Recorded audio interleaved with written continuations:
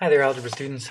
This is going to be a really brief review of equation solving basics. And so in algebra, you can't just sort of think of the number that will work for the equation. You have to do a little bit more than that. You have to think about how to undo operations in the equation, and we need you to show it in a special way. And so if you look at each of these equations, we're going to solve all four of them, but we're going to do it by conducting operations on both sides of the equation. And one of the things that you may have seen in the past, or you may have seen in your class, is that we'll draw this line down the middle, and that's just something that helps us remember that we need to do something to each side of the equation.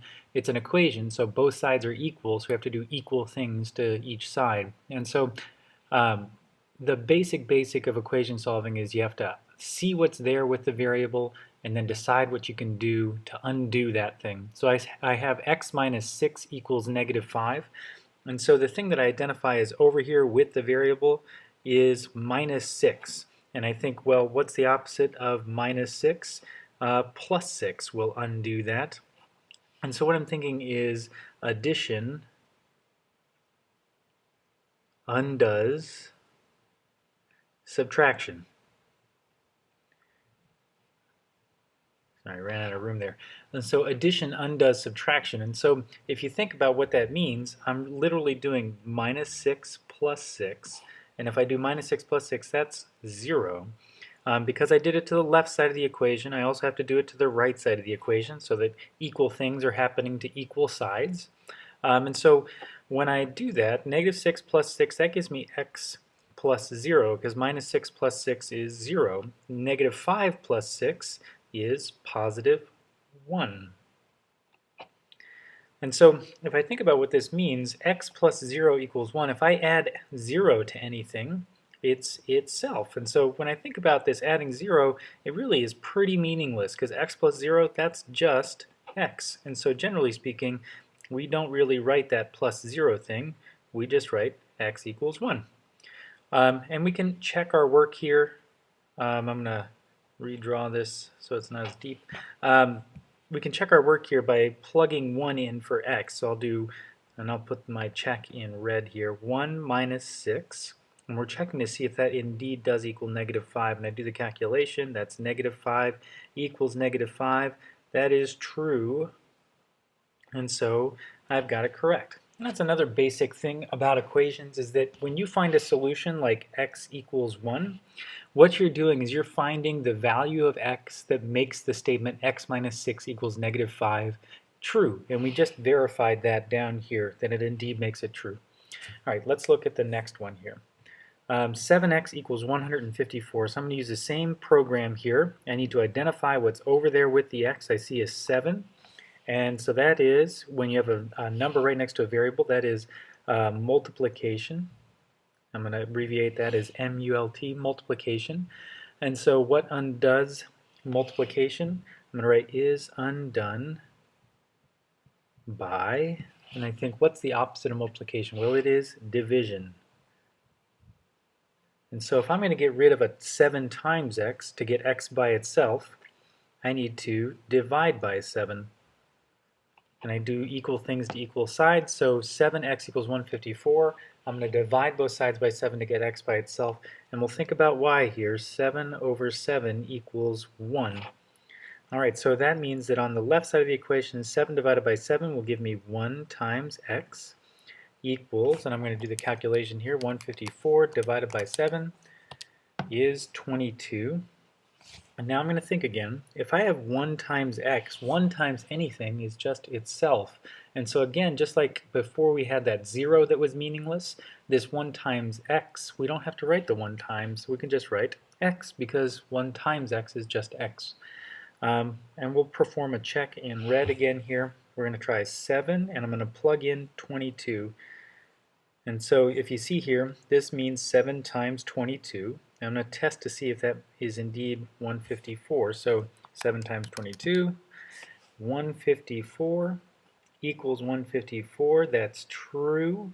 And so I have checked to make sure that my answer is correct. I have found the x, 22, that makes 7x equal 154.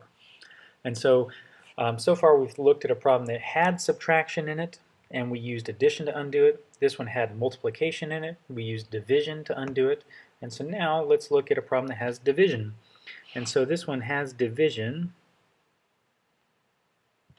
is undone by, division is undone, let's think of its opposite. The opposite of division is multiplication.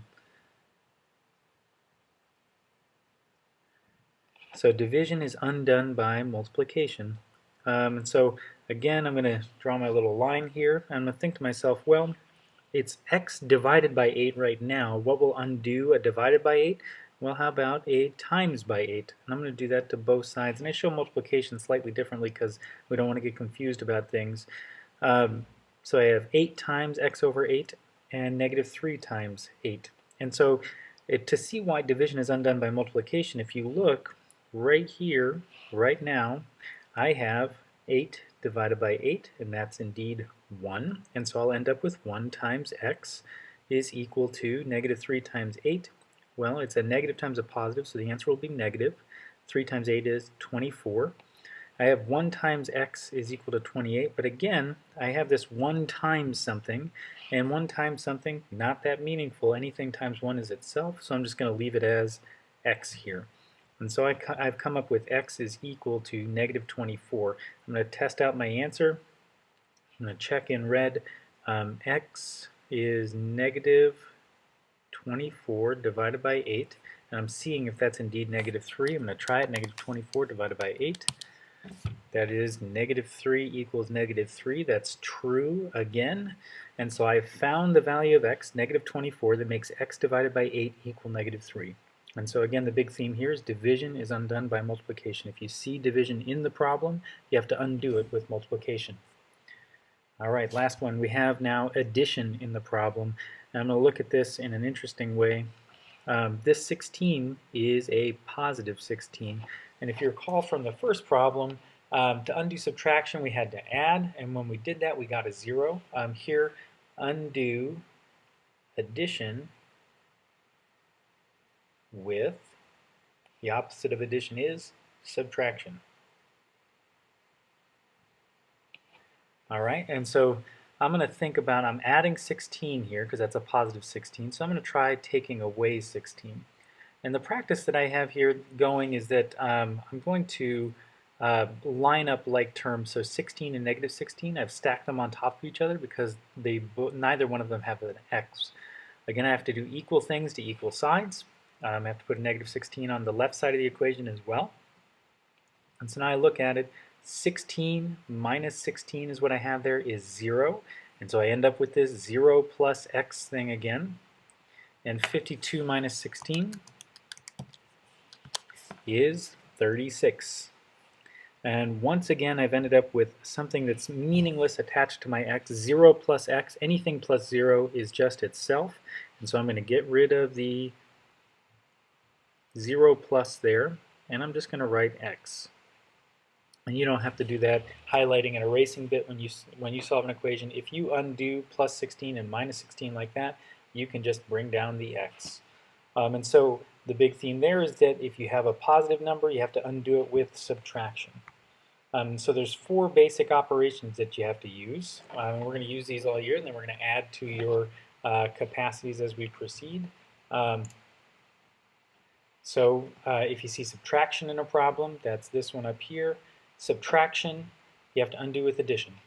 Multiplication, that's this one here, you have to undo with division. Division, you have to undo with multiplication. And then finally, addition is undone with subtraction. So those are equation solving basics.